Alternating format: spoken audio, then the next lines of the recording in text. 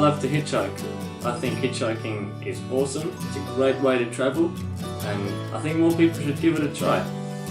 But whenever I talk to someone about my experiences travelling or hitchhiking in particular, the conversation always seems to go the same way, and it goes back to the dangers of hitchhiking and why they wouldn't hitchhike and why I shouldn't hitchhike.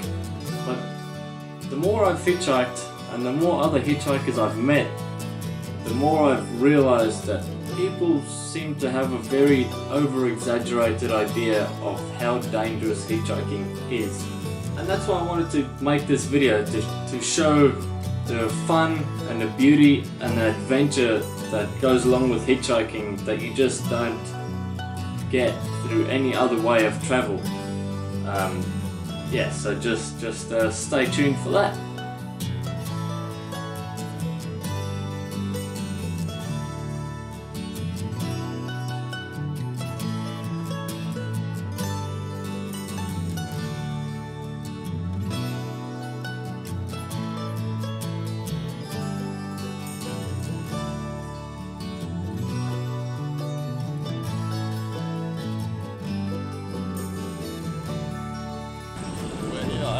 We are approaching the spot that we found on Hitchwiki that said it's a good spot to go down to Albany.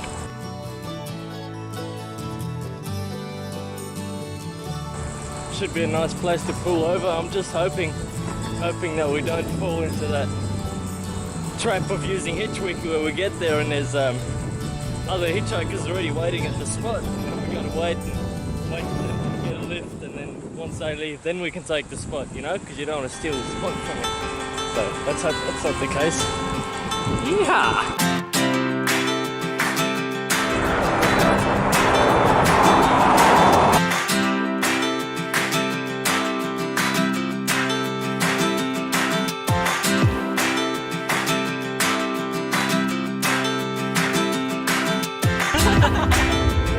Let's sing a song. No, man. I know the song singing.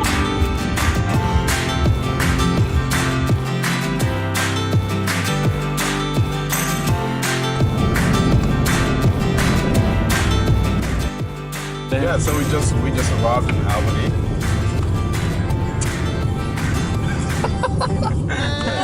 Back from Perth. Woo! Okay, we're going to do the hucklebucky then, so when you skate. Ready? Hucklebuckle!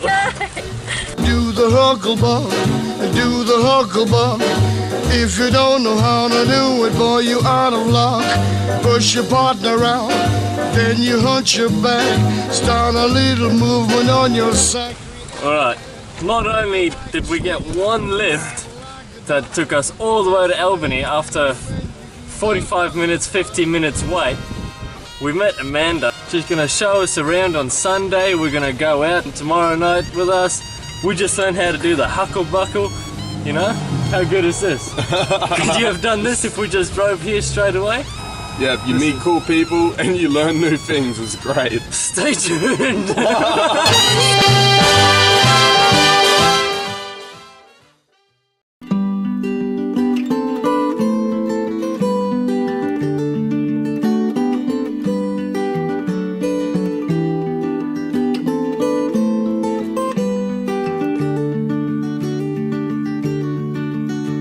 Well, grey clouds wrapped round the town like elastic. Cars stood like toys made of Taiwanese plastic. The boy laughed at the spastic, dancing around in the rain. While laundrettes clean clothes, high heels rub toes. Puddles splashed huddles of bus stop crows, dressed in their suits and their boots, where they all look the same. Took myself down to the cafe to find all the boys lost in books and crackling vinyl, and carved out a poem above the urinal. Summer and a big Jaguar XJ12 British number plates just purred up next to me. A Jag? Jag, big, beautiful, massive Jag. I went, oh yeah. He said, where are you going? I said, I don't care. I go where you go. And he said, yeah. So we drove down. And he had this camping place in the south of France, in Saint-Tropez, and he goes, "You got to away from me." I said, yeah, okay. He said, well, and so we got there. So he gave me a tent, and he said, okay, your job now is to go around from tent to tent all night with these flagons of wine and fill people's glasses up. And that is your job now for as long as you want to stay here. So he paid me and free. He paid you for that? Yeah.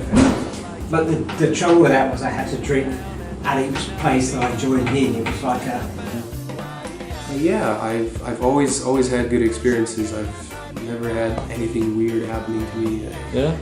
I got to meet people, like I told you earlier, that, you know, I'm hitchhiking and then I'm staying in their house, you know, and they send me over to a friend's and they got me a ride. And people are like, oh, I'm going that far, I'm going that way, do you wanna? And I said, yeah, why not? I don't have a plan. And, you know, I camp, I stay with people, they show me where they work. You know, I was saying that in the States I was in Pennsylvania and I ended up staying with Amish and working in their farms and getting to know like so many different cultures and people and ways of living that if I was taking the train or the bus and going from A to B, you know, I would miss out on a lot. So, and it was the same here in Australia. Like I said, I left from Perth to Augusta and the lady offered me a place to stay. I wasn't planning to stay, or I didn't even know what Augusta was. So she said, I was trying to go to Margaret River, and she said, well, if you go 20 minutes further south, you can stay in my place and help out, and I'm gonna give you a place to stay and food. And I did, you know, I stopped over at Margaret River, but then we stayed in Augusta, and on the way from Augusta to Albany, I already met a girl that lives in New Zealand, and she gave me a ride and she said, when you go to Wellington, here's my number, you can stay at my place. So that's the kind of thing that happens. It's just another door open in a different country that you weren't even thinking of. Exactly, you know? Yeah. One day, like the west of the bank. He said, oh my dear, listen here. And this is what he cried. On my feet I wear 2 shoes for dancing, dancing to be free. On my feet they're paying tribute to the Bobby Marley legacy. On my knees I got some cuts and bruises from my skating all my days.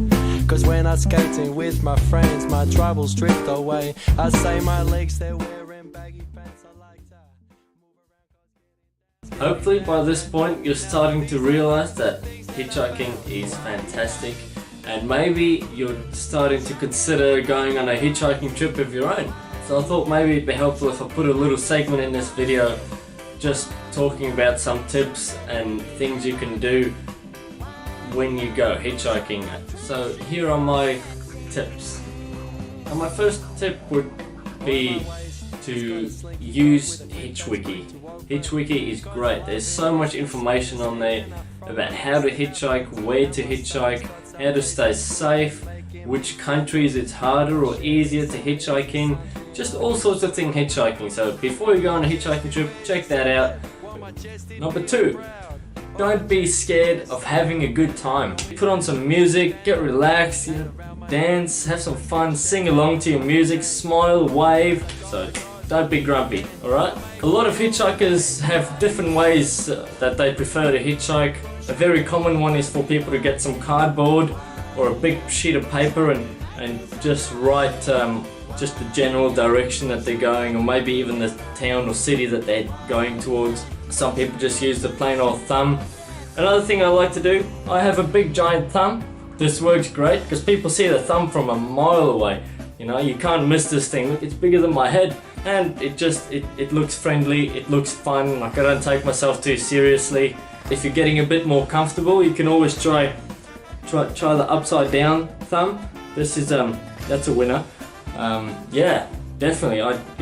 Number 3, don't look like a bum. Just look like the type of person that you wouldn't mind picking up in your car. Some people will still pick you up if you look dirty and sweaty. But that being said, a lot more people will pick you up if you look reasonably clean and tidy. Packing light, that's a big one. I'll make that number 4. I've learned this through experience. My first trip, I had no idea what to bring. I didn't know what was going to happen. I didn't know where I was going to end up. So I had this massive backpack and I just put everything I could possibly imagine that I was going to need into this backpack. It was huge, it was like 25 kilograms. Anyway, that's one. And take lots of water. You don't know how long you're going to be waiting on the side of the road or how long you're going to be walking for. Number 5, you don't have to take every lift that's offered to you. And there's a few reasons why you might pass on a lift and just wait for the next one. These are the two main ones. You'd rather get one lift that takes you a long distance and closer to your destination than get a lift that's just going to take you a few kilometers down the road, and then you might end up in a place that's not a very good hitchhiking spot. The second one's more about safety. If you don't feel comfortable getting in someone's car, just trust your instincts and say thank you, but I'll wait till the next one. Whatever you want, just go with your instinct and don't take the ride if you don't want to. Now the final tip that I'm going to give, and this is the most important, because without this you're most likely not going to get on the road in the first place. And the tip is, don't overthink it. Don't overthink a hitchhiking trip before you go, especially not your first one. The things that make a hitchhiking trip worthwhile are the things that you don't know are going to happen. You know it's going to happen, but you don't know what's going to happen. You know there's going to be incredible people that pick you up, and you're going to have the time of your life and an adventure that you can't experience through any other means of travel, but you don't know what it's going to be, so you can't look forward to it. So that's, when you think about it and you overthink a hitchhiking trip, that's it. You're not going to go. The trip's over before it's even begun. If you want to go hitchhiking, pack your bag and go. And when you get while laundrettes clean clothes, high heels, rub toes, puddles splashed huddles of bus stop crows, dressed in their suits and their boots. Back at it again. Back at it. Hitchhiking in the white shoes. So because we found it too easy to get to Albany a few days ago, we got one lift and we'll take it straight to Albany. We've decided to give ourselves a bit of a challenge going back. So we're going to go all the way around the coast, the scenic route, and through Margaret River and Denmark, and Hoping to get at least two hitchhikes, 2 or 3. Yeah. So hopefully we'll get to meet a lot more cool people, and yeah, hopefully we'll make it there tonight, because we started a bit late because we wanted to have pancakes. So it's 10:30 now, and it's a long drive. Let's see how we go. Sparks flew like planes, the rain showed the rainbows in the oil stains. When we all had new iPhones, but no one had no one to call. And I stumbled down to the stomach of the town, where the widow takes memories to slowly drown, with a hand to the sky and a... So we just stopped on the side of the road taking some photos of like us hitchhiking, and while we're taking photos, a car pulls up and told us that we're in a bad spot for hitchhiking because there's no room for cars to stop. And I said, oh yeah, we're just taking photos, and she said, oh that's okay, but I'll turn around my car and I'll drive you guys to the outskirts. So she's going to turn around, go out of her way and drive us to the outskirts of town to a better hitchhiking spot. Here we are. Denmark, first ride. Got our first ride before we were even trying to get a ride. That's about as good as it gets. Here we are. This bakery is supposedly famous for its pies. I'm sick of this town, it's blind man's forage. They take your dreams down and they stick them in storage. You can have them back, son, when you paid off your mortgage and loans. Oh, hell with this place, I go it my own way. I stick out my thumb and I trudge down the highway. Someday someone must be going my way home. Till then I'll make my bed from a disused car, with a mattress, leaves and a blanket.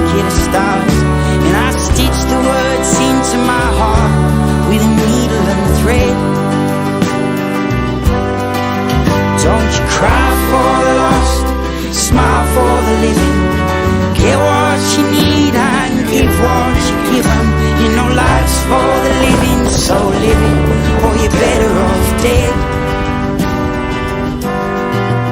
Don't you cry for the lost, smile for the living.